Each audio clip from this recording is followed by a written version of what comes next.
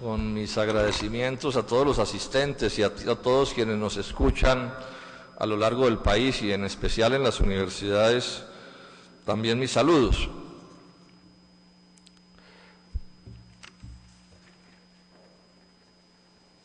Yo no voy a centrar mi intervención, que va a ser breve, porque nos toca en general hacer intervenciones breves, en los temas de detalle del proyecto de ley que se ha presentado, y particularmente de la Ley 30. Eso pues va a haber aquí más ponencias al respecto.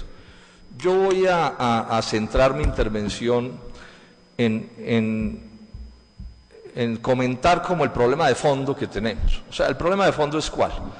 Primero, hay una crisis financiera de las universidades públicas, la plata no alcanza, suben las matrículas, cae la calidad, bueno, 1000 problemas, hasta se quiebran las universidades. Por supuesto, no hay cupos suficientes. El gobierno entonces pasa un proyecto de ley que se supone va a arreglar ese problema, modificando la Ley 30, que es la de la financiación.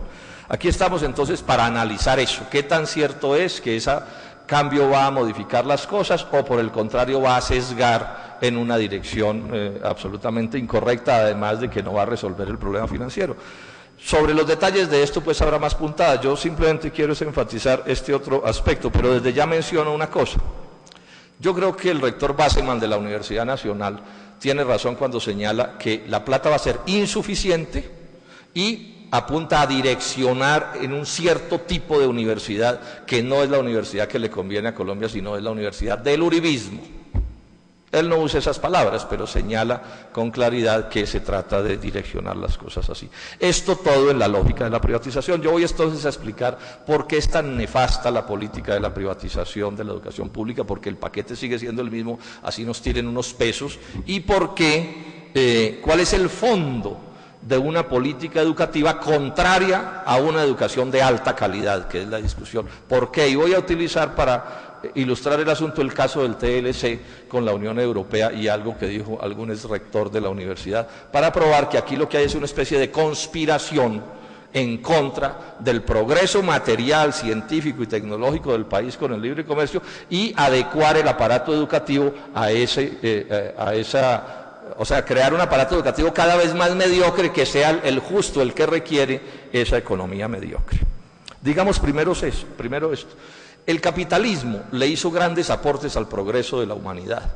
En su papel de derrotar al feudalismo, que era una concepción mucho más atrasada, por ejemplo, se estableció que los hombres nacíamos iguales, o sea, que no era verdad que unos tenían sangre azul y otros, que eran los que trabajaban, tenían sangre como la tenemos todos. Se estableció también que el poder no podía ser un poder de los reyes, de los monarcas, sino que debía haber una concepción republicana de las cosas, que debería haber la posibilidad de elegir a los gobernantes. Se establecieron, o sea, una serie de concepciones democráticas llenas de limitaciones, pero de un fondo democrático.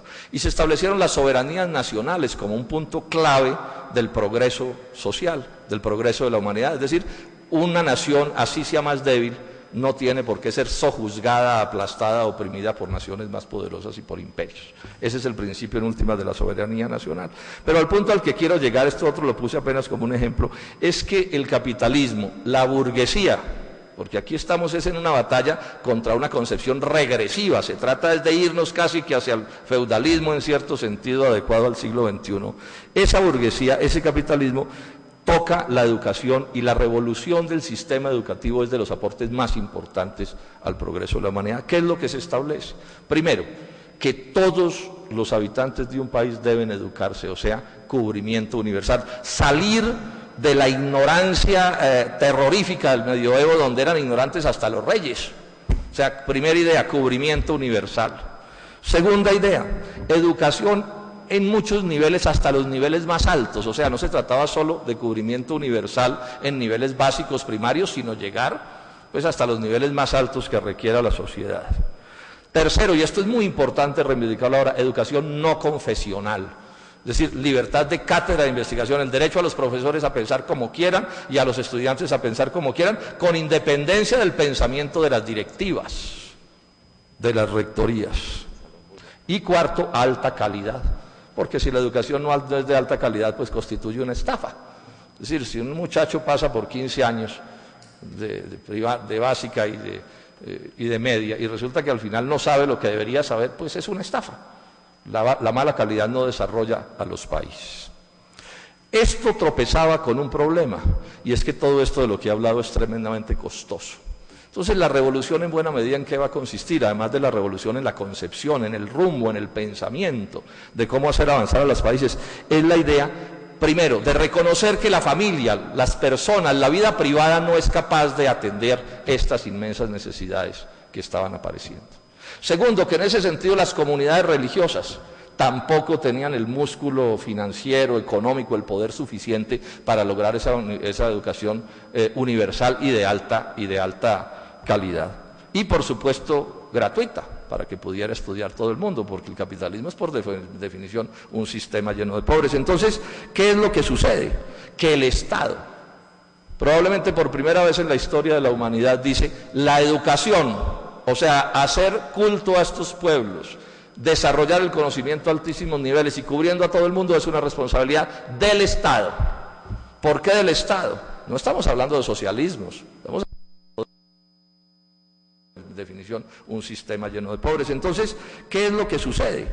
Que el Estado, probablemente por primera vez en la historia de la humanidad, dice, la educación, o sea, hacer culto a estos pueblos, desarrollar el conocimiento a altísimos niveles y cubriendo a todo el mundo es una responsabilidad del Estado. ¿Por qué del Estado? No estamos hablando de socialismos, estamos hablando de los tiempos del capitalismo. ¿Por qué del Estado? Porque el Estado es el más formidable poder económico de cualquier sociedad y solo el Estado es capaz de cumplir con estas funciones. Y de esto se deriva otro asunto, la educación entonces se convierte en un derecho. Es decir, el ciudadano adquiere el derecho de ser educado a los más altos niveles por cuenta del Estado y gratuitamente para que pueda cubrirse todo el mundo. Esto, por supuesto, yo lo digo y suena muy fácil, pero esto fue una batalla de décadas o de siglos, todavía estamos en ellas para que estas concepciones se establezcan. Así puede ser en Francia, por ejemplo, o en los países del norte de Europa o incluso en Alemania, esta es la concepción que predomina. En Colombia hubo avances en este sentido, pero la privatización viene echándonos hacia atrás. ¿Y qué es lo que se está estableciendo en la privatización? La educación como mercancía.